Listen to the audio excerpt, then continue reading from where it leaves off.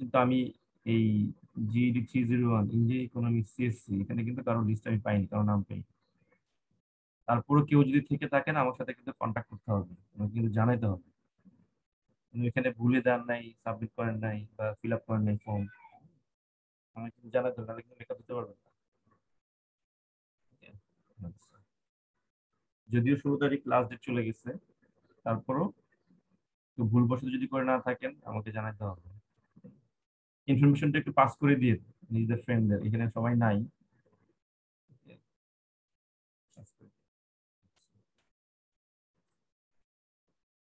এখানে তো কেউ নাই, এরকম কেউ তো নাই যে মেকআপ বা ইমপ্রুভমেন্ট দিবে, রাইট?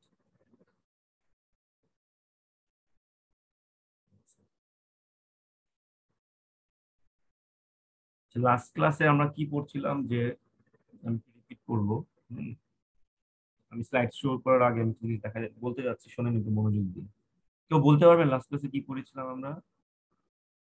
দেখি মনে আছে কিনা। আমি কিন্তু আপনাদের ওইভাবে পড়াচ্ছি না যে খুব মুখস্থ করতে হবে এরকম জিনিস কিন্তু আমি পড়াচ্ছি না। খেয়াল করে দেখেন, মিডটার্মের পরে যা পড়াচ্ছি সবকিছু কিন্তু বুঝার মতো। ওকে, তারপরে আমরা যে চ্যাপ্টারটা শুরু করলাম, engineering economic decisions, understanding money and the management, এর মধ্যে কিন্তু আমি এ পর্যন্ত যা পড়েছি এটা কিন্তু মুখস্থ করার কিছু নেই, বুঝে পড়তে হবে কিন্তু। লাস্ট ক্লাসে আমি কি পড়েছিলাম মনে আছে? কারো কি মনে আছে? হুম, বলুন তো একজন।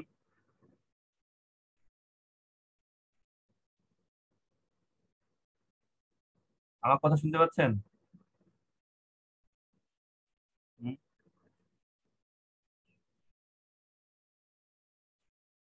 এই লিমন, আমার কথা শুনতে পাচ্ছেন? জি স্যার, শোনা যায়। হুম, তাহলে কেউ একজন বলেন। রিয়াজ। জি স্যার। স্যার লাস্ট ক্লাসে স্যার পড়া হয়েছিল স্যার রেশনাল ইকোনমিক ডিসিশন, যেখানে স্যার আমাদের একটা মানে এই ছিল স্যার, কিভাবে আমরা স্যার ইকোনমিক ডিসিশন নিতে পারি। দুইভাবে নিতে পারি স্যার। একটা হচ্ছে স্যার আহ, আমরা ফার্স্ট একটা অবজেক্টিভ সেট করবো, হুম হুম দেন স্যার আমরা মানে ফিজিবল অল্টারনেটিভ, মানে স্যার এটা আমরা সেটা নিয়ে চিন্তা করবো। হুম। তারপরে স্যার তারপর স্যার আমরা মানে দুটো এই না মানে এক্সাম্পল দেখাইছিলাম স্যার। এই যে কারে এটা থেকেই বলেন, আমি দেখাই দিচ্ছি, এখান থেকেই বলেন, এখান থেকেই বলেন। বলেন তো দেখি রিয়াজ। আমি জি কিন্তু স্যার। হ্যাঁ বলেন। স্যার এখানে স্যার একটা জিনিস ডিসিশন মেকিং প্রসেস দেখাচ্ছেন যে এটা হচ্ছে একটা মানে ধাপ বাই ধাপ, স্টেপ বাই স্টেপ যেভাবে মানে স্যার ডিসিশনটা নেওয়া হয়, সেই প্রসেসটা এখানে দেওয়া হয়েছে। তারপরে আচ্ছা, এক্সাম্পল দেখেছিলেন স্যার দুইটা। এক্সাম্পলটার মধ্যে কি ছিল? স্যার আমরা মানে মানে এই দুইটা গাড়ি মানে দুইটা কার হ্যাঁ হ্যাঁ মধ্যে হ্যাঁ কোন হ্যাঁ। কারটা মানে নিলে আরেকটা কারের মানে প্রথম একটা প্রথম অ্যাডভান্টেজ। প্রথম প্রবলেমটা কি? প্রথম প্রবলেমটা ছিল হচ্ছে একটা পার্সন কে, যার কিনা হচ্ছে তার একটা কার ছিল, নিজস্ব কার, সে কারটা সে রিপ্লেস করতে চাচ্ছে। ওকে, এখন রিপ্লেস না করে সে তার চিন্তা অল্টারনেটিভ ছিল এটা সে রিপেয়ারও করতে পারে, কিন্তু সে রিপেয়ার করতে চাচ্ছে না। সে চাচ্ছে কি, তার একটা নতুন একটা গাড়ি দরকার। This is a problem. Step ওয়ানে the problem statement is the person need a car. তারপরে বলুন, বলেন। জি স্যার। তারপর এখানে বলছে define the goals and objectives, মানে স্যার তার মানে ইটা কি স্যার, মানে তার উদ্দেশ্যটা কি এই গাড়ি মানে করার পিছনে। তারপর sir what mechanical security and work cost, মানে এটার সিকিউরিটি কেমন এবং সেটা কস্টটা মানে কত কমে এটা মানে সেকেন্ড স্টেপ এটা করা যায়। তারপরে স্টেপ থ্রিতে দেওয়া আছে collect all the relative information, মানে এই গাড়ির সম্বন্ধে যত ধরনের ইনফরমেশন গুলো আছে সেটা কালেক্ট করা and gather technical and financial data, মানে স্যার এই ফিনান্সিয়াল মানে জিনিসগুলো যে গাড়ির সম্বন্ধে যে ডিসিশন মানে ইনফরমেশন গুলো আছে সেটা কালেকশন করা। স্টেপ থ্রি কাজ। দেন স্টেপ ফোরে identify A set of feasible decision alternative, এখানে ফিজিবল ডিসিশন আছে, যেটা মানে আমরা গাড়িটা ফিজিবল ডিসিশন হচ্ছে স্যার আমাদের গাড়িটা আমাদের ক্রয় যাবে কিনা, মানে আমাদের ক্রয়ের মানে সামর্থ্য আছে কিনা। তার choose between focus and Honda, মানে স্যার এখানে দুইটা গাড়ির নাম দেওয়া আছে, একটা ফোকাস এন্ড হোন্ডা, মানে এই দুটোর ভিতরে একটা যেকোনো একটা চুজ করতে হবে, মানে ফিজিবল ডিসিশনের মাধ্যমে, যেটা আমার ক্রয় সামর্থ্যের মধ্যে থাকে। Step 5 is select the decision, sir বড় হচ্ছে না, বোঝা যাচ্ছে না, criterion maybe to use, criterion. হ্যাঁ, what minimal total cash outlay driven feasibility flexibility. Sir এখন এখানে মানে ক্যাশ কি পরিমাণ মিনিমাম, মানে সর্বনিম্ন ক্যাশ এবং দেওয়া হবে ফ্লেক্সিবিলিটি, মানে কি পরিমাণ টাকা দেওয়ার মানে পে করার একটা ফ্লেক্সিবিলিটি দেওয়া হচ্ছে স্টেপ 5 এর। লাস্ট স্যার যেখানে step 6 select the best alternative, মানে যেটা তার জন্য বেস্ট হয়, এবং লাস্টে স্যার হোন্ডাটা তার জন্য বেস্ট হয়। সবকিছু স্যার সঠিক। আচ্ছা, very good, thank you Riaz, ধন্যবাদ আপনাকে। এখন আমাকে একজন বলবেন, আমি আপনাদের 2 মিনিট সময় দিলাম, 2 মিনিটস, ওকে? 2 মিনিটস এর মধ্যে আমাকে বলবেন এই ধরনের ডিসিশন অল্টারনেটিভস আপনি কিভাবে ফেস করেন। আপনি আপনার লাইফে এই ধরনের কোনো ডিসিশন মেকিং প্রসেসের মধ্যে দিয়ে আপনি চিন্তা করেছেন কিনা কখনো? ওকে, চিন্তা করুন জাস্ট ফর 2 মিনিটস, বা যে কোনো একজন বললেই হবে আপনাদের মধ্যে। Sir most of the time phone কেনার সময় এটা চিন্তা করা লাগে। আচ্ছা, ভেরি গুড। আচ্ছা, ফোন কেনার ক্ষেত্রে কি কি জিনিস চিন্তা করেন আপনারা? আমি যদি এই 4টা চিন্তা করি, ধরেন ফর এক্সাম্পল এটা,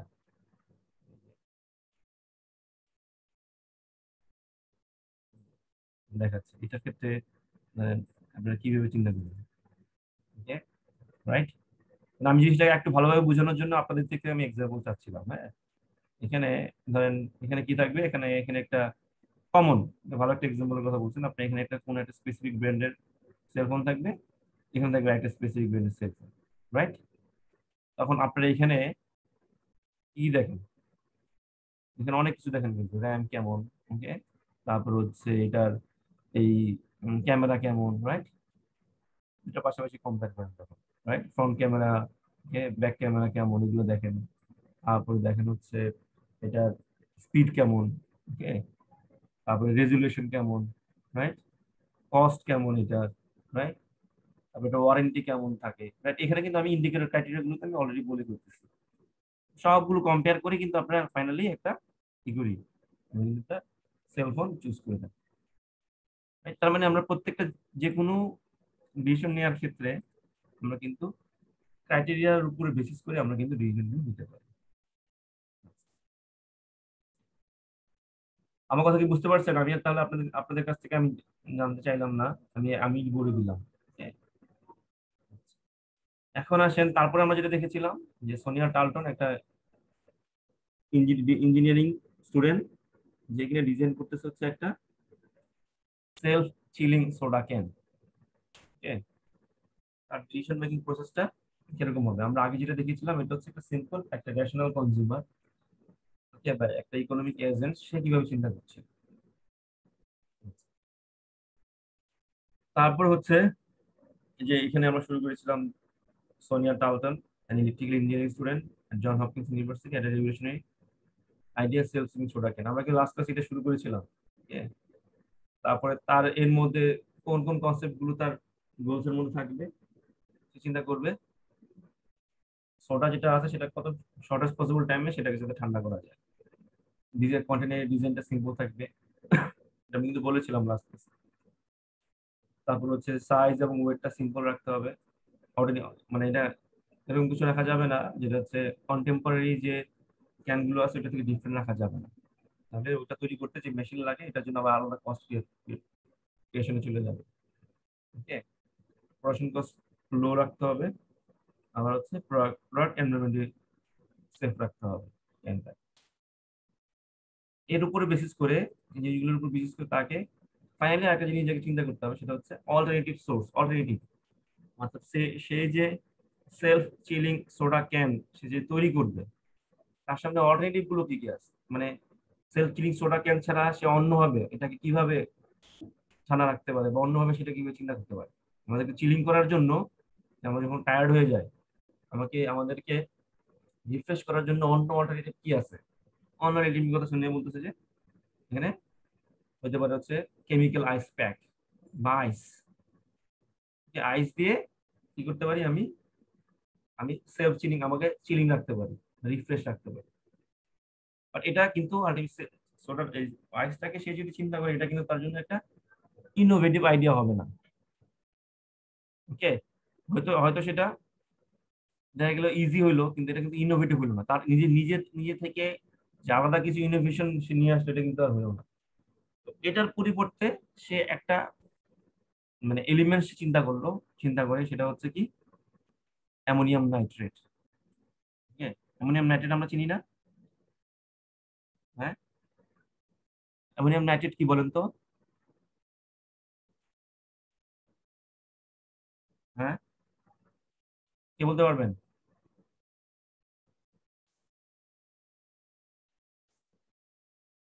হুম, আপন সেম সাইফুল আপন আছেন এখানে?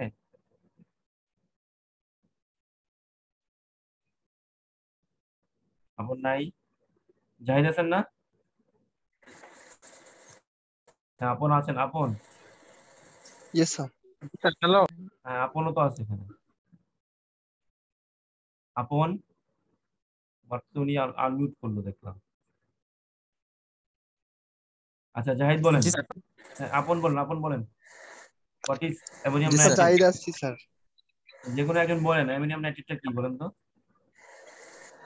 স্যার অ্যামোনিয়াম নাইট্রেট স্যার বরফের মতো, মানে একটা আহ, পদার্থ আর কি। আচ্ছা, তো এর এর উপাদানগুলো কি কি? অ্যামোনিয়া আর হচ্ছে নাইট্রেট, তাই তো? অ্যামোনিয়া, জি স্যার, অ্যামোনিয়া, নাইট্রোজেন, অক্সিজেন। হ্যাঁ হ্যাঁ, নাইট্রোজেন অক্সিজেন। এখন এটা সচরাচর আমরা কিসের ক্ষেত্রে দেখি? এটা হচ্ছে সার তৈরিতে দেখি, সারের ক্ষেত্রে থাকে। সার, ওই সাদা সাদা যে সারগুলো থাকে না, ওগুলোতে থাকে কিন্তু। আচ্ছা, এছাড়াও বিভিন্ন এক্সপ্লোশনের ক্ষেত্রে কিন্তু ইউজ করা হয়। এক্সপ্লোশন মানে তার হচ্ছে ধ্বংসাত্মক কোনো কাজের ক্ষেত্রেও কিন্তু অ্যামোনিয়াম নাইট্রেট ইউজ করে। মানে আমার কথা হচ্ছে এইখানে এটার কাজ কি?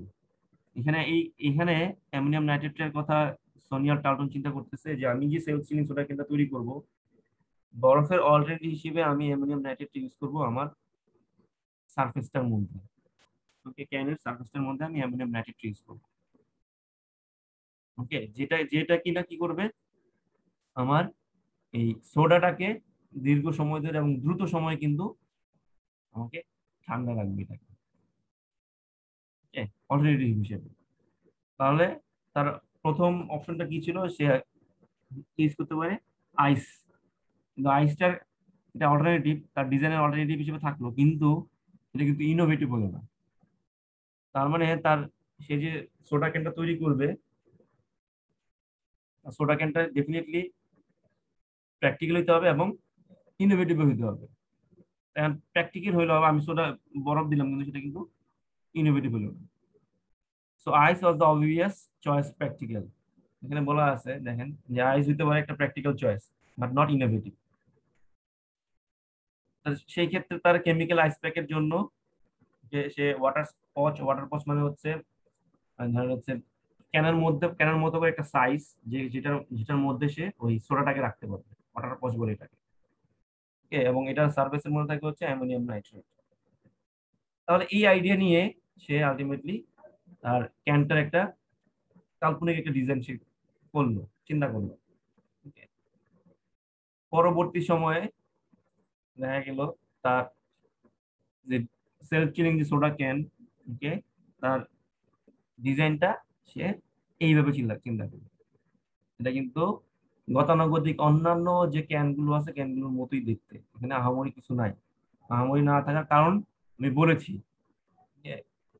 সিম্পল একটা ক্যান। এখন এটা যখন সে ডিজাইন করে ফেললো, যখন সে এটা ডিজাইন করে ফেললো, তাকে অন্যান্য জিনিস তাকে এখন চিন্তা করে নিতে হবে। স্টেপ ওয়াইজ যদি আমি চিন্তা করি, স্টেপ ওয়াইজ এটার প্রোডাকশন কস্ট তাকে চিন্তা করতে হবে। গগিং, প্রোডাকশন কস্ট এন্ড প্রাইস। গগিং মানে হচ্ছে আমি চিন্তা করতেছি প্রোডাকশন কস্ট এবং প্রাইস, এটা প্রাইস কেমন হবে, প্রোডাকশন কস্ট কেমন হবে। এখন যখন সে প্রাইসটা ডিটারমাইন করতে যাবে তাকে ডেফিনেটলি কস্ট কেমন হয়েছে এটা তাকে মাথায় রাখতে হবে। এখন এটার প্রাইস সে যখন নির্ণয় করতে গেল, এটার জন্য সে একটা সার্ভে করলো। সার্ভেটা কি? 80 পিপল। সার্ভের নাম্বার অফ স্যাম্পল যত বেশি হবে তত কিন্তু আমি অ্যাকুরেটলি আমি এই সোনিয়া কিন্তু তার এই সেল চিনি সোডা কেনের প্রাইসটা কিন্তু সে ডিটারমাইন করতে পারবে। মানুষজন কি চায়, তার প্রাইস কেমন। এখন সার্ভে করলো দুইটা কোশ্চেন দিয়ে। দুইটা কোশ্চেন কি? যে রেসপন্ডেন্ট তার এজ কত, হাউ ওল্ড ওয়্যার দে, একটা হচ্ছে কি ওই সোডা কেনার জন্য সে কি পরিমাণ দিতে চায়। সার্ভে করার পর সে দেখতে পারলো 21 বছরের নিচে যারা আছে তারা ওই সোডা কেনার জন্য দিতে চাচ্ছে 84 সেন্টস, $1 কম। আর 40+ মানুষজন দিতে চায় তারও কম, এটা হচ্ছে 68 সেন্টস। এবং এটা অ্যাভারেজ করে সে দেখতে পারলো গড়পড়তা প্রত্যেকেই 75 সেন্টস করে দিতে চায়, অ্যাভারেজ করে সেটা বের করলো আর কি। তার মানে সেখানে প্রাইস সম্পর্কে একটা আইডিয়া পেয়ে গেল সার্ভের মাধ্যমে। মনে রাখবেন যে কোনো প্রোডাক্টের প্রাইস নির্ণয়ের ক্ষেত্রে সার্ভে হচ্ছে অন্যতম একটা উপাদান। নিজের মন গড়ার মতো কিন্তু প্রাইস দিলে হবে না। ঠিক আছে, সার্ভের মাধ্যমে যদি আমি করতে পারি তাহলেই সেটা হবে হচ্ছে পারফেক্ট। ঠিক আছে, এখন আসেন এই যে সে চিন্তা করলো প্রোডাকশন কস্ট চিন্তা করে, প্রাইস চিন্তা করে, প্রাইসের সার্ভে করে একটা প্রাইসে সেট করে ফেললো। এখন তাকে চিন্তা করতে হবে এই যে সোডা ক্যানটা সে কল্পনা করলো, ডিজাইন করে ফেললো, এটা এনভায়রনমেন্ট ফ্রেন্ডলি কিনা। গ্রিন ইঞ্জিনিয়ারিং চিন্তা করতে হবে। গ্রিন ইঞ্জিনিয়ারিং বলতে এনভায়রনমেন্ট ফ্রেন্ডলি কিনা। এটা অবশ্যই এনভায়রনমেন্ট ফ্রেন্ডলি, যেহেতু এটাতে আমি অ্যামোনিয়াম নাইট্রেট ইউজ করতেছি এবং এটা হচ্ছে এই প্লাস্টিক না। ওকে, রাইট। এটাকে আমি অবশ্যই আমি কি করতে পারবো, এটাকে আমি রিইউজ করতে পারবো। যে অ্যামোনিয়াম নাইট্রেটটা যেটা ইউজ করা হলো সারফেসের মধ্যে, এটা ক্যানটার, এটাকে আমি রিইউজ করে আবার পুনরায় অন্য ক্যানের ক্ষেত্রে ইউজ করতে পারবো। ওকে, তার মানে প্রোডাক্টের ডিজাইন করার পরে তাকে দুইটা জিনিস চিন্তা করতে হলো, সেটা হচ্ছে কেমিক্যাল কন্টামিনেশন হচ্ছে কিনা আর রিসাইক্লেবিলিটি করা যায় কিনা। রিসাইক্লেবিলিটি মানে হচ্ছে এটাকে আমি পুনরায় ইউজ করতে পারছি কিনা ক্যানটাকে। দুটার ক্ষেত্রে আমি বলতে পারি যে কেমিক্যাল কন্টামিনেশনটা নাই, সোডার মানে এটা দূষণ করতেছে কিনা পরিবেশে, এটা নাই। আর রিসাইক্লেবিলিটি ইয়েস, এটা করতে পারছি। তার মানে দুইটার ক্ষেত্রে আমি এই দুইটা কনস্ট্যান্টটাই আমি কি করতে পারতেছি, গ্রিন ইঞ্জিনিয়ারিং এর সাথে আমার সাপোর্টিং। তারপরে আসেন হচ্ছে নেক্সট যেটা, what is the next step. Simple next step হচ্ছে এই কন্টেনার যেটা আমি চিন্তা করলাম, এই কন্টেনারটা ইউজ করবে কারা কারা ইউজ করবে, ইউজ কোন জায়গায় কোন কোন জায়গায় হবে। ওকে, ডেফিনেটলি আমরা বুঝতে পারতেছি যে বিচ গুলোতে ইউজ করা যাবে, পিকনিকে ইউজ করা যাবে, স্পোর্টিং ইভেন্টস ইউজ করা যাবে। ওকে, আর বার গুলোতে ইউজ করা যাবে। ওকে, তার মানে এই বিভিন্ন সেন্টার গুলোতে কি হবে, এই আমার কি হবে, এই সোডা ক্যানটা ইউজ হবে। তার মানে আমি এ পর্যন্ত যে জিনিসটা দেখলাম যে আমার এই সোনিয়া টালটনের যে সোডা সোডা ক্যানটা সে যে তৈরি করলো এবং সে সেটা যে ডিজাইনটাকে কল্পনা করলো, চিন্তা করলো, এটা প্রত্যেকটা স্টেপটাকেই সে চিন্তা করেই এটা করেছে। ওকে, যেমন অল্টারনেটিভ গুলো কি, তারপর এটা আইডিয়াটা ইনোভেটিভ কিনা, রাইট, তারপর প্রোডাকশন কস্ট কেমন হবে, প্রাইস কেমন হবে, রাইট, ইউজার কারা কারা হবে, সবগুলো মাথায় রেখেই একজন ইঞ্জিনিয়ার সে এই সেলফ চেনিং সোডা ক্যানটা সে এখন এটা সে তৈরি করতে পারে। এখন পরবর্তী যে আমাদের কনসেপ্টটা, এই কনসেপ্টটা হচ্ছে একজন ইঞ্জিনিয়ারিং এর সাথে টিপিক্যাল ইকোনমিক ডিসিশন মেকারের বা টিপিক্যাল কনজিউমার ডিসিশন মেকিং এর পার্থক্যটা কোন জায়গায়, চিন্তা করে দেখেন। ঠিক আছে, কোন কোন জায়গায় এটার পার্থক্যটা আমরা খুঁজে পাই। এটা শুরু করার আগে আমি চিন্তা করি, আমি আপনাদেরকে বলি, ধরেন এই যে সোনিয়া টালটন, হ্যাঁ, সোনিয়া টালটন সে যখন সে একজন ইঞ্জিনিয়ার, সে এই সেলফ চেনিং সোডা ক্যানটা ডিজাইন করতেছে। আর তার আগে যে আমরা এক্সাম্পলটা দেখেছিলাম এটা হচ্ছে একটা কনজিউমার, সে কিনা হচ্ছে এই ফোর্ড ফোকাস আর হচ্ছে হোন্ডা, এই দুইটা কারের মধ্যে সে, এই দুটো অল্টারনেটিভের মধ্যে সে চুজ করতেছে। ঠিক আছে, তারপরে ওইটা হচ্ছে একটা রেশনাল বা টিপিক্যাল কনজিউমার। আর এই সোনিয়া টার্নার হচ্ছে একজন ইঞ্জিনিয়ার, সে কিনা এখন ডিজাইন চুজ করতেছে। এখন এই দুইটার মধ্যে থেকে পার্থক্যটা কোন জায়গায়? পার্থক্যটা হচ্ছে, অন্যতম একটা পার্থক্যটা হচ্ছে, চিন্তা করে দেখেন, ওই ফোর্ড ফোকাস আর হচ্ছে হোন্ডা, হিরো হোন্ডা যে কনজিউমার, সে যে যখন এই দুটো অপশনের মধ্যে সে চুজ করতেছে, তার মধ্যে কিন্তু একবার সে যদি কোনো একটা কার সে ধরেন লিজ বা কিনে ফেললো হিরো হোন্ডা বা ফোর্ড ফোকাসের মধ্যে, তার এই ইনভেস্টমেন্টটা বা এই কস্টটা কিন্তু সে আর কখনো ফিরে পাবে না। অর্থাৎ ইউজ করলো, ধরেন সে হোন্ডাটা চুজ করে ফেললো, হোন্ডা চুজ করার পরে পর্যন্ত সে কিন্তু আর ইমিডিয়েটলি দ্রুত অন্য একটা কার কিন্তু সে কিনতে পারবে না। বা এরকম মনে হলো যে হোন্ডাটা ইউজ করার পরে তার মনে হলো যে না, আমার এটা ভালো লাগতেছে না, তার মানে যখন সে হোন্ডাতে ইনভেস্ট করে ফেললো, তখন কিন্তু ইমিডিয়েটলি সে আর কখনোই অন্য একটা জিনিসে সুইচ করতে পারবে না, দ্রুত পারবে না কিন্তু, কারণ সে অলরেডি ইনভেস্ট করে ফেলছে, এটার জন্য তার একটা প্ল্যান হয়ে গেছে। কিন্তু এই সোনিয়া টালটনের ক্ষেত্রে কিন্তু এরকম না। সে কিন্তু এট দ্য এন্ড, একদম স্টেপ বাই স্টেপ যাওয়ার পরে এট দ্য এন্ড কিন্তু সে কিন্তু ডিসিশনটা আবার রিভার্স করে ফেলতে পারে, যে না, আমি তৈরি করবো না সেলফ চিনিং সোডা ক্যানটা, আমি অন্য ডিজাইন করবো, অন্যভাবে চিন্তা করবো। তার মানে এই কথাটা বলার অর্থ হচ্ছে এটা, একজন টিপিক্যাল ডিসিশন মেকার বা একজন ইনভেস্টর, টিপিক্যাল ইনভেস্টর, সে যদি একবার ইনভেস্ট করে ফেলে কোনো একটা পার্টিকুলার ফিল্ডে বা প্রজেক্টে, ওইখান থেকে সে দ্রুত অন্য একটা জায়গায় সুইচ করতে পারে না। যেটা কিনা একটা ইঞ্জিনিয়ার লাস্ট স্টেপে এসে যে না, আমার এটা ভালো লাগলো না, সে কিন্তু ওইখান থেকে আবার রিভার্স করে অন্য একটা দিকে চলে যেতে পারে। তার মানে একজন ইঞ্জিনিয়ারের ডিসিশন মেকিং এর সাথে এটা হচ্ছে মূল পার্থক্য একটা টিপিক্যাল কনজিউমার। আমার কথা কি বুঝতে পারলেন আমি যা বললাম? হ্যাঁ, জি জি স্যার। স্যার। আচ্ছা, আমি আমি আবার বলবো, এটা আমার আমার এটা জিনিসটা আমি আবার আসবো পরের ইয়েতে, আমার আবার আসবো, আমি জাস্ট আইডিয়া দিয়ে নিলাম। ধরেন আমি আমি আমি যদি আরেকটা এক্সাম্পল বলি, ওকে, ধরেন আচ্ছা, এটা কেন হয়, এটা কেন পারতেছে সোনিয়া, কেন এটা আবার সে রিভার্স করে নতুন আরেকটা জায়গায় ইনভেস্ট কেন করতে পারলো, বা নতুন একটা জিনিস সে চিন্তা করতে কেন পারলো? কারণ কি, সোনিয়া সোনিয়া টালটন সে যখন ডিসিশন নিচ্ছে ডিজাইনের ক্ষেত্রে, তার সামনে কিন্তু সবকিছু ওপেন, তার এলিমেন্টস গুলো কিন্তু সে জানে যে অ্যামোনিয়াম নাইট্রেট ইউজ করবে, সারফেসটা তার কেমন হবে, ওকে, এই সেলফ চিনি সোডা কেনে তার কেমিক্যাল সে কি কি ইউজ করবে, সে কিন্তু এগুলো সব ভিজিবল, সে কিন্তু জানতেছে সে কোন কোন জিনিসগুলো নিয়ে সে যে ডিজাইনটা করতেছে, সে কিন্তু এটা জানে। অন্যদিকে একজন টিপিক্যাল কনজিউমার বা ইনভেস্টর, সে কিন্তু কিছুটা ইমাজিনেশনের উপর বেসিস করে কিন্তু সে ইনভেস্টমেন্টটা করছে, পুরোপুরি শিওর হয়ে কিন্তু সেটা সেটা করছে না, যতটা না সোনিয়া সে যতটা যতটা শিওর হয়ে করতেছে। ওকে, তার মানে মানে এই এই ক্ষেত্রেই সোনিয়া টালটনের সুবিধাটা হচ্ছে এই ক্ষেত্রে, সে যে জিনিসগুলো নিয়ে তার প্রোডাক্টটা ডিজাইন করতেছে, এই প্রোডাক্টের এলিমেন্টস গুলো তার সামনে হচ্ছে ভিজিবল, সে জানে সে কি করতেছে। অন্যদিকে ইনভেস্টর, অন্য অন্য অন্য যে কোনো টিপিক্যাল কনজিউমার, টিপিক্যাল ইনভেস্টরের কথা যদি বলি, সে কিন্তু ইমাজিনেশনের উপরে বিশ্বাস করে যে হোন্ডাটা সে কিনবে, হোন্ডার হচ্ছে আপনার এই মাইলেজ কি হবে, আদার্স ইউজেবল যে কস্ট গুলো, সেগুলো কিন্তু সে ইমাজিনেশনের উপরে কিন্তু বিশেষ করে করতেছে, হয় সে সার্ভে করলো, কিন্তু কেনার পরে কিন্তু এটা ডিফারেন্ট হয়ে যেতে পারে।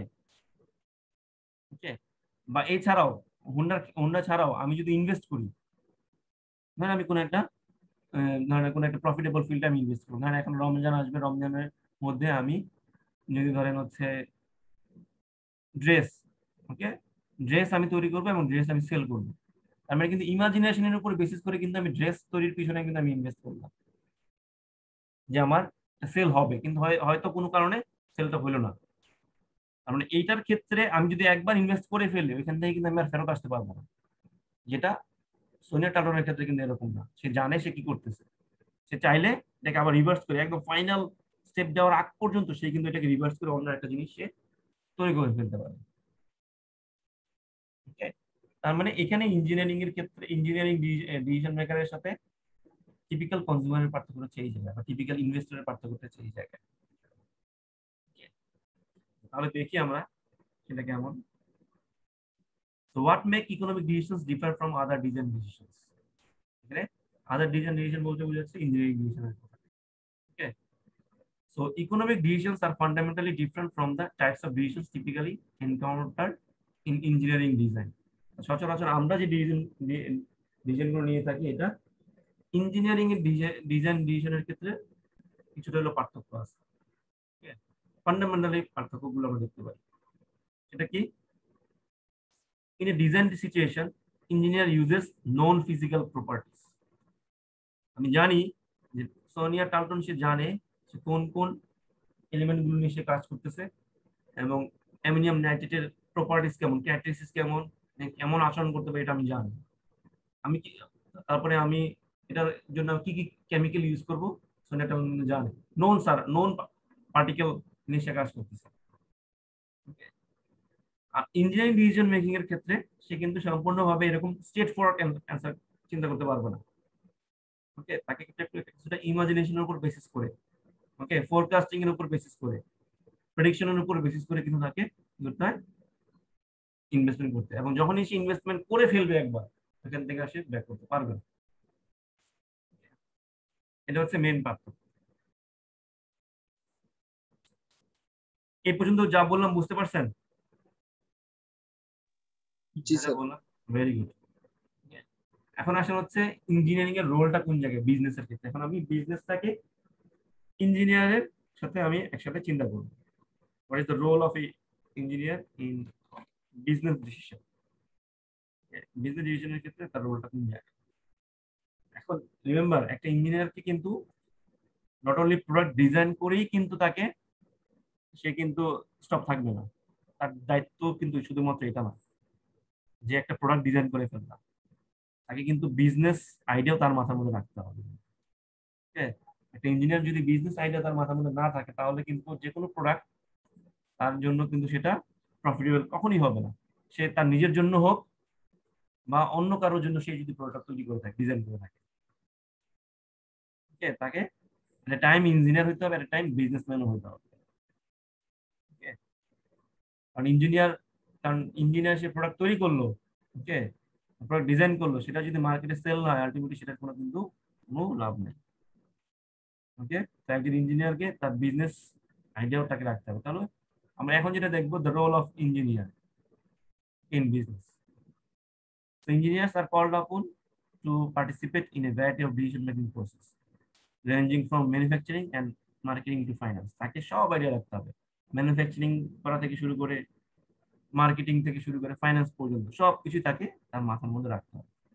ওকে, যে তৈরি করলো, তৈরি করার পরে এটা এটা তৈরি করে তার কিরকম কস্ট হবে এটা তাকে চিন্তা করতে হবে, এটা কিভাবে মার্কেটিং করতে হবে প্রোডাক্টটাকে সেটাও তাকে চিন্তা করতে হবে। ওকে, সো আমরা এখন সেই জিনিসটাই দেখবো। আমরা দেখি একজন ইঞ্জিনিয়ারকে প্রথমেই যে জিনিসটা করতে হয়, মেকিং ক্যাপিটাল এক্সপেন্ডিচার ডিসিশন নিতে হয়। This is very much related to business decision.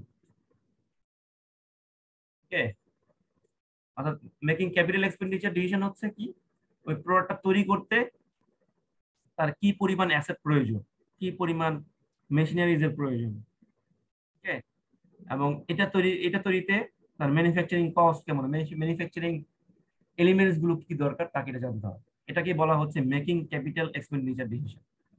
অর্থাৎ একজন ইঞ্জিনিয়ারকে কি করতে হয়, তাকে প্রোডাক্ট তৈরি করতে তার ক্যাপিটাল কি প্রয়োজন এটা তাকে চিন্তা করতে হবে, সে যেটা ডিজাইন করলো, এবং এটা যেন তাকে কি পরিমাণ এক্সপেন্ডিচার মানে হচ্ছে খরচ, এটা তাকে চিন্তা করতে হবে।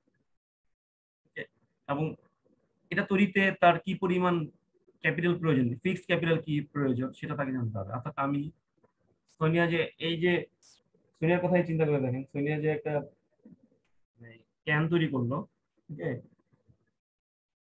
সে যে ক্যানটা তৈরি করতেছে এই ক্যানটার জন্য তার ক্যাপিটাল কি আছে, ফিক্সড ক্যাপিটাল কি আছে, মেশিনারিজ কি আছে, এটা তাকে চিন্তা করতে হবে। এটা তার হচ্ছে প্রাইমারি টাস্ক।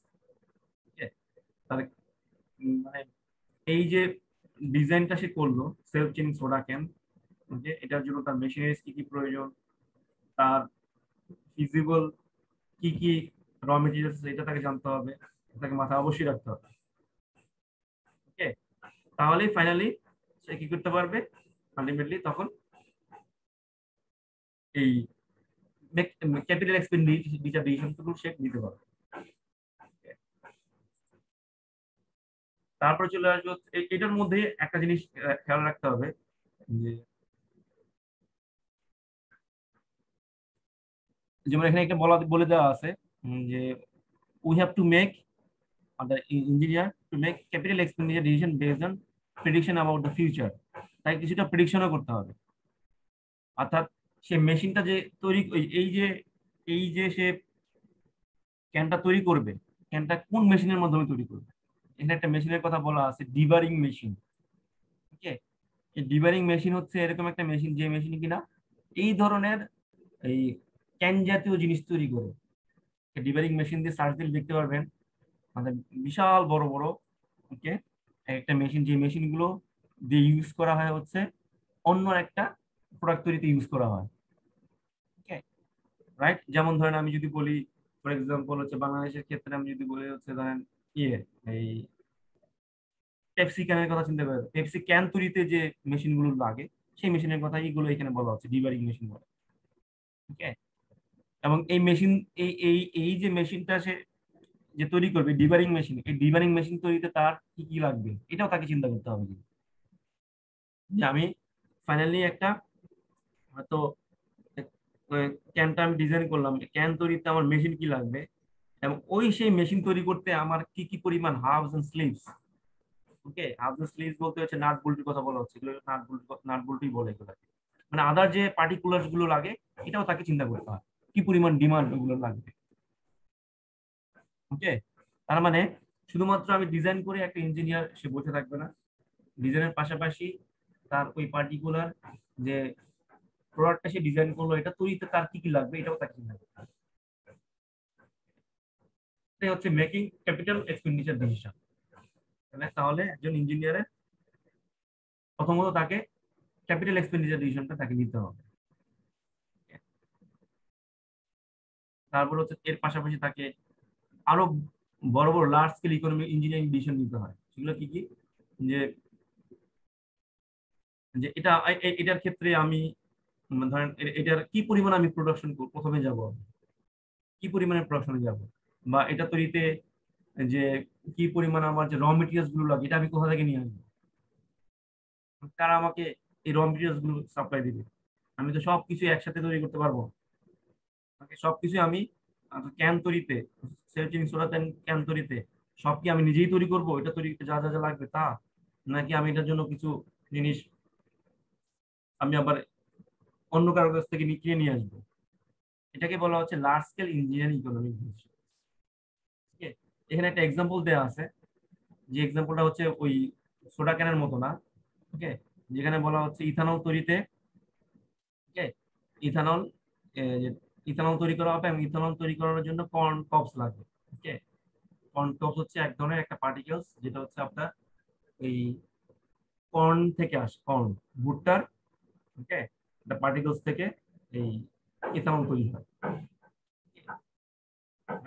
25 মিলিয়ন গ্যালনস অফ ইথানলের জন্য কর্ন কপস প্রয়োজন, এবং কর্ন কপসটা আসলে আলটিমেটলি কোথা থেকে আসবে। এখানে এক্সাম্পল দেওয়া আছে আইওয়া, ওকে, আমেরিকার একটা স্টেট, আইওয়া স্টেটের কোন জায়গা থেকে আমি কর্ন কপসটা নিয়ে আসবো। ওকে, এটার জন্যই একজন ইঞ্জিনিয়ার সে ডিসিশন নিচ্ছে, সে যে ইথানল যে তৈরি করবে, ইথানলের জন্য তার কর্ন কপস লাগবে, এবং কর্ন কপসটা সে কোথা থেকে নিয়ে আসবে।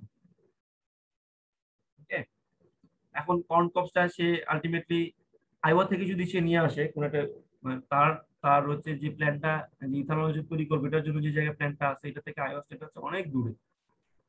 এখন সে ওইখান থেকে নিয়ে আসতে গেলে তার প্রোডাকশন কস্ট কেমন হবে, ট্রান্সপোর্টেশন কস্ট কেমন হবে।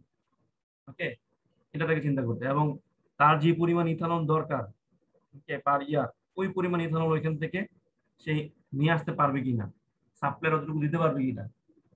These are all about large scale Indian economic decisions. ওকে, এটা হচ্ছে মানে বৃহৎ আকারে এটা ডিসিশন কিন্তু এটা কিন্তু খুব ছোটখাটো ডিসিশন না। তো এই ডিসিশন গুলো কিন্তু একজন ইঞ্জিনিয়ারকে নিতে হয়, শুধুমাত্র সে প্রোডাক্ট ডিজাইন করে। তাহলে মূলত তাকে এই দুটো দেখলাম, একটা হচ্ছে ক্যাপিটাল এক্সপেন্ডিচার ডিসিশন, এর সাথে সাথে হচ্ছে large scale economic decision, engineering economic decision, এগুলো তাকে নিতে হয়। এই পর্যন্ত বুঝতে পারছেন আমি যা যা বললাম আপনাদের? হ্যাঁ, এই পর্যন্ত ক্লিয়ার? জি স্যার। আপনাদের ফাইনালে আপনাদের পরীক্ষার প্যাটার্ন জানেন তো? ফাইনালে কেমন হবে?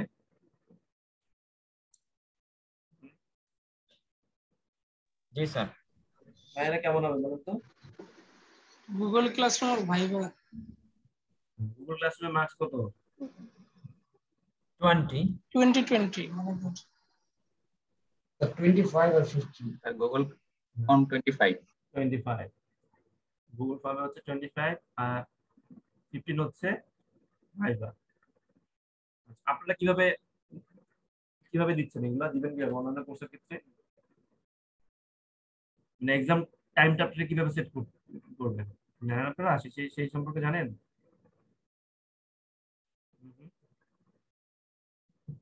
আমার কথা কি বুঝতে পারছেন আমি কি বলতেছি? জি না স্যার, বুঝতে পারিনি। ধরেন মিড টার্মের যেমন ছিল, হ্যাঁ মিড টার্মে কেমন ছিল যে আমি যেদিন পরীক্ষা ছিল আপনাদের গুগল ফর্মে ওই দিন 24 ঘন্টাকে আমি আপনাদের অ্যাসাইনমেন্ট দিয়ে দিয়েছি। কিন্তু এই ক্ষেত্রে ফাইনাল ক্ষেত্রে আপনাদের কিরকম হবে? যে কারো আপনাদের মেকআপ এবং আমাদের নাই।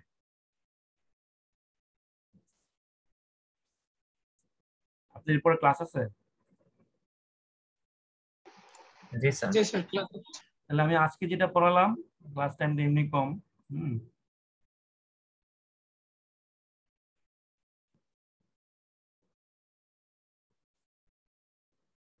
আচ্ছা, কালকে কি আপনারা ফ্রি আছেন? কালকে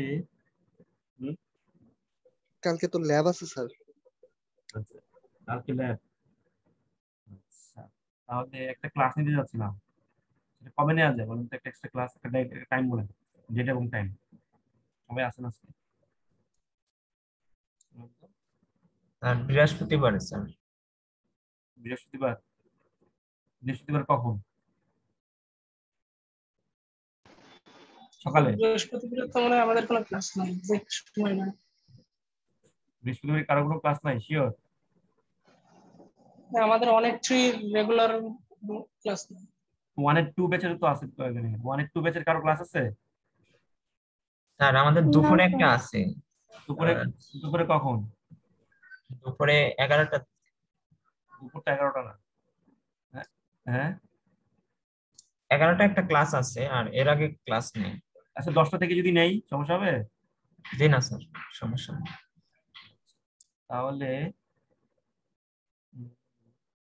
তাহলে বৃহস্পতিবার দিন 10টার সময় একটা ক্লাস করে ফেলে, পরবর্তীতে প্রেশার হচ্ছে এখন আমি নিয়ে নিই একটা ক্লাস। শোভন, জি স্যার। একটু গ্রুপে পোস্ট দিয়ে দিন, ইনশাআল্লাহ আমরা বৃহস্পতিবার দিন একটা 10টা থেকে একটা ক্লাস করব, একটা ক্লাস। ঠিক আছে? আচ্ছা আমাকে আজকে হচ্ছে মঙ্গলবার,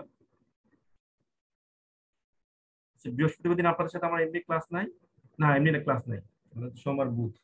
আমাকে একটু আমি তো মনে থাকবেই, আমার যদি মনে না থাকে আমাকে একটু সকালবেলা ফোন দিন, ওকে? কেউ একজন, শোভন আমাকে ফোন দিন আচ্ছা স্যার। সকালবেলা, মানে বৃহস্পতিবার দিন। তার আগে তো বুধবার দিন ক্লাস আছে, আমাকে একটু বৃহস্পতিবার দিন সকালবেলা ফোন দিয়ে যাবেন 9টার দিকে।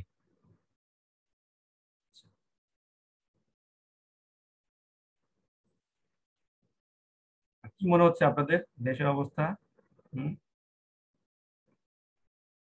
বলেন তো দেখি, বুঝি না।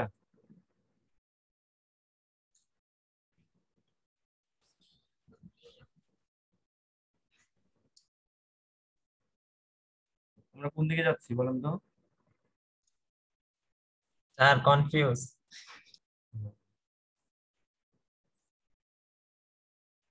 জানি না আসলে কোন দিকে যাচ্ছি, রাইট? ডেস্টিনেশন সাইট দেখা যায় না।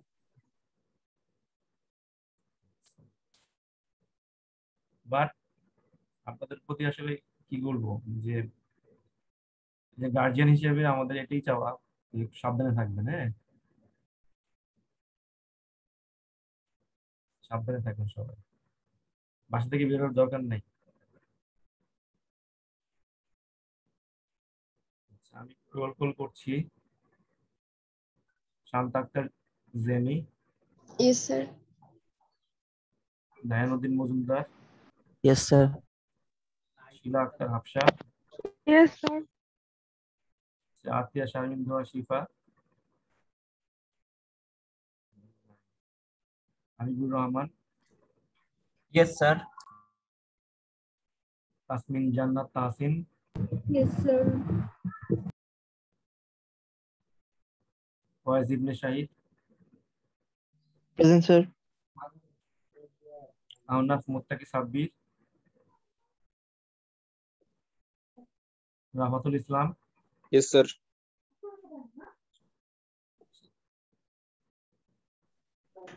উষা Akter. Yes, sir.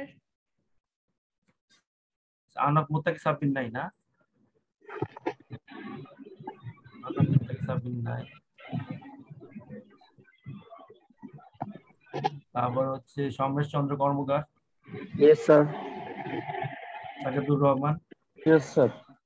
Tanjin Irfan Chowdhury, yes sir. Rahada Rafin, yes sir. Shovon Sikder, Yes. S M Saiful Apon, yes sir. Afiq Sufian,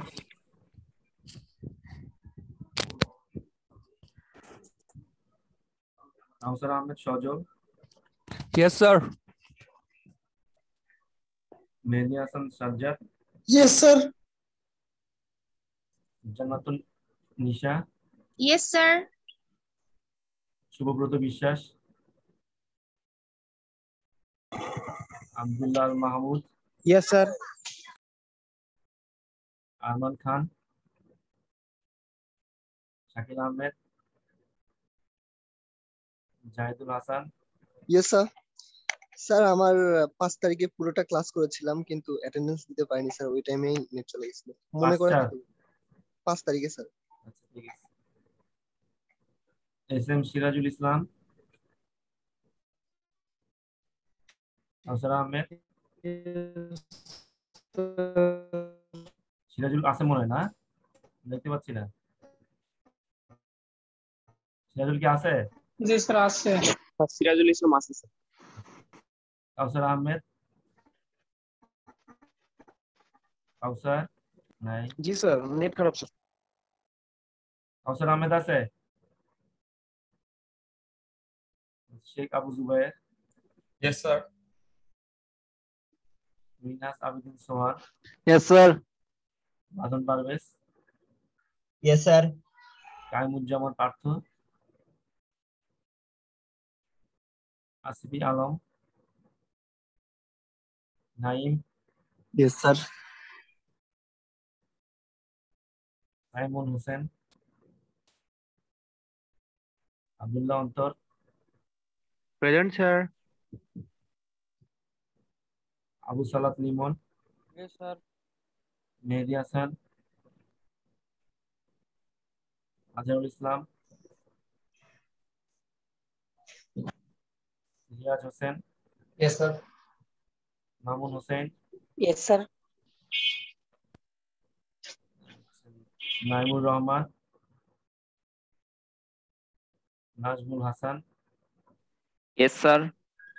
Sajida Sultana, Yes, sir. Sarwar Morshed, Present, sir. Afsana Mili, Yes, sir. Nazifa Khanam, Present, sir. Arafat Hossain, Ismail Hossain, Mohammad Mohiuddin, Sujon Sheikh, Shimul Chandra Das, yes sir. Sabbir Ahmed, Nazmul Hasan Rifat. Okay, তাহলে আপনাদের সাথে আবার বুধবার দিন কথা স্যার হবে। আমার হ্যাঁ। একটু বাদ দিয়েছে স্যার অ্যাটেন্ডেন্সটা 2011 স্যার এখন আপনার থেকে সাবমিট 2011 2011 জি স্যার লাস্টে স্যার আপনি সুফিয়ান অ্যাটেন্ডেন্সটা কি দিয়েছিলেন? আইডি কত পাইছি না, দেই নাই তো, আপনি বলেন নাই। স্যার আমি ছিলাম 48। ঠিক আছে, আর কেউ? স্যার আমি হচ্ছে মানে প্রেজেন্টেশন ইন্ডিভিজুয়াল দিতে হয়েছে তো মানে গ্রুপ 1 আগে থেকে করছিলাম, পরে স্যার ইন্ডিভিজুয়াল দিছি কিন্তু মানে ওয়ার্ড ফাইলটা দিতে পারিনি, পরে আবার একই ইমেল দিয়ে আবার সাবমিট করছি স্যার। আপনি সাবমিট করছেন? আসছে, দুইটাই আসছে আমার স্যার কাছে। স্যার দেখাইছে রেকর্ডেড হইছে। আচ্ছা ঠিক আছে, ওকে, আল্লাহ হাফেজ, ভালো থাকেন সবাই, সাবধানে থাকবেন। হ্যাঁ, আসসালামু আলাইকুম। ওকে স্যার, আসসালামু আলাইকুম। স্যার আসসালামু আলাইকুম।